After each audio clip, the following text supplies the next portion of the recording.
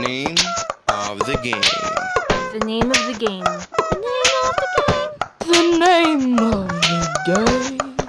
The name of the game. The name. 1, 2, 3. Of the game. The name of the game. The name of the game.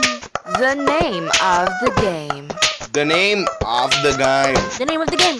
The name of the game. The name of the game. The name of the game. The name of the game. The name of the game. Yo, what's up? This is Diaz. You're listening to the Name of the Game podcast 12th episode. The hour is ahead. Here's to my first hello in 2019. Hey, hello. So, back in January 27, I had a mini celebration for Tino TG podcast's anniversary. It was a little bit of a me time. I don't know. I've been gone for so long. I got no one to notice that I know. I have experienced a drastic change in my life, and I'm not sure why I'd have to share that now, or if I would want to talk about that here or not. Okay, whatever. Well, after so many months of waiting for myself to work on a new episode, I finally did it. Posting this new episode felt really great. It's the first one this year, and I would like to greet everyone listening right now a Happy New Year. It's never too late to greet you guys, I think. But before I start talking about today's topic, shout out to my baby brother, Donn. It's his birthday today, so hope you're listening to my podcast, bro, and happy birthday. All right, today's topic is about the hours ahead. First off, I am particularly emphasizing how vital it is to plan for the future.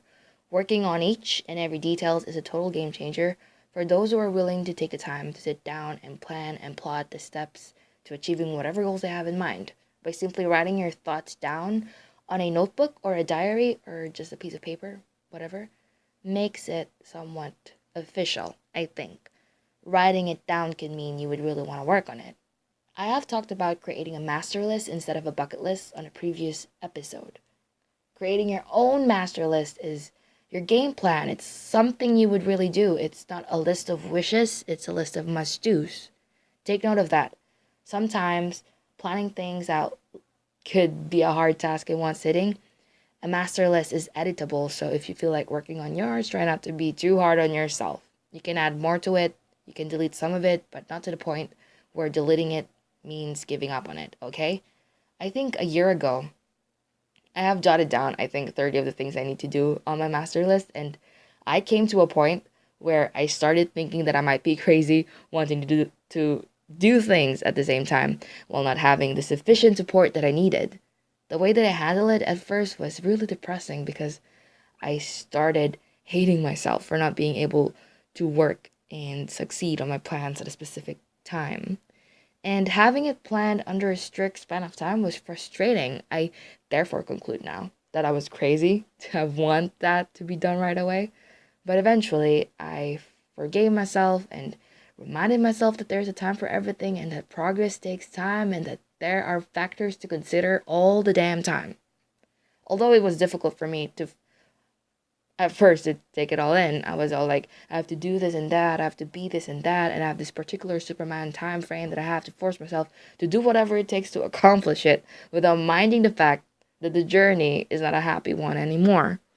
Sometimes wanting to achieve a goal makes us work really hard for it, and then most of the time we forget to enjoy the journey towards achieving it.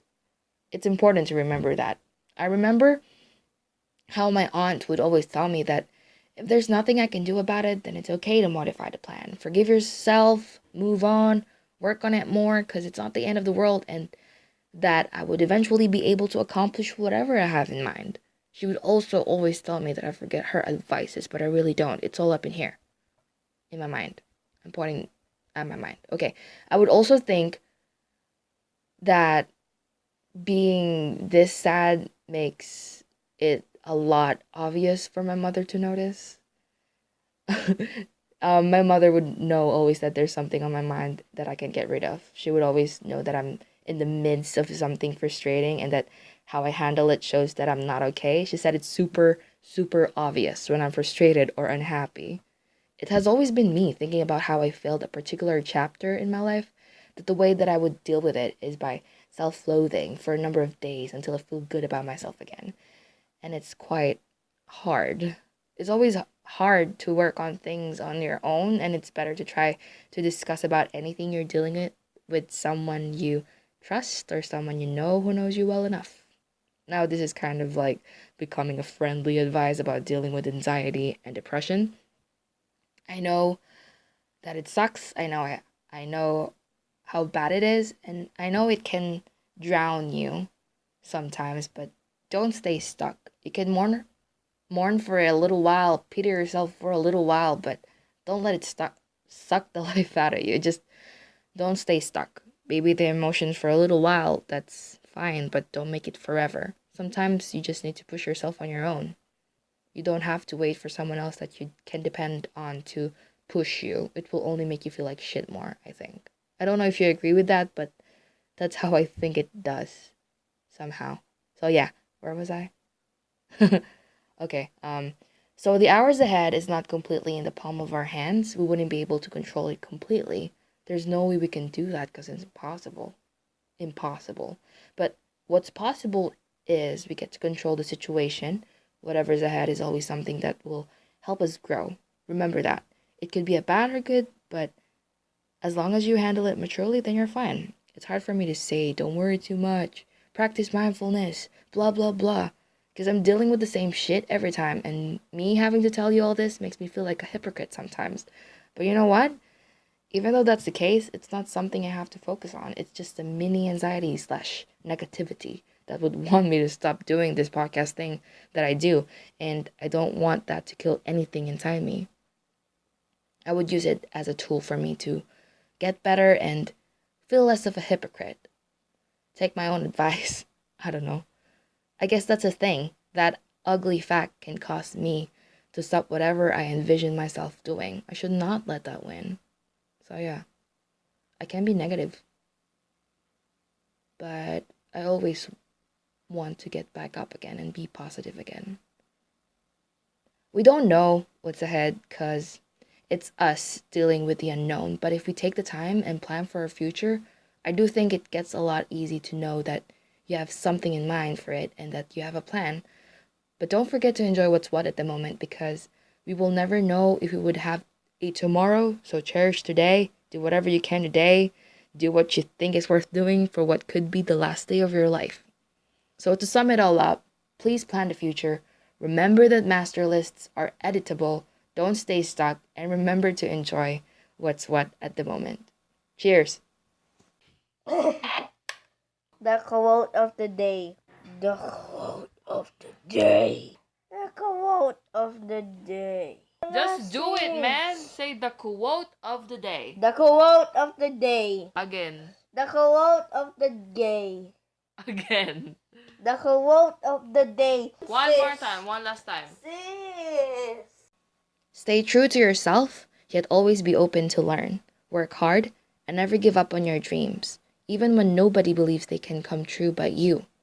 These are not cliches, but real tools you need, no matter what you do in life, to stay focused on your path. Phillip Sweet. I'm just going to repeat it, okay? You can follow the Name of the Game podcast on Twitter at TNOTG Podcast. Like and follow on Facebook at www.facebook.com/TNOTG Podcast. Capital TNOTG and the rest is not. And you can also email me about anything.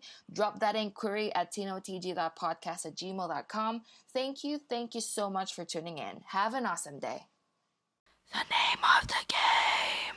The name of the game. The name of the game.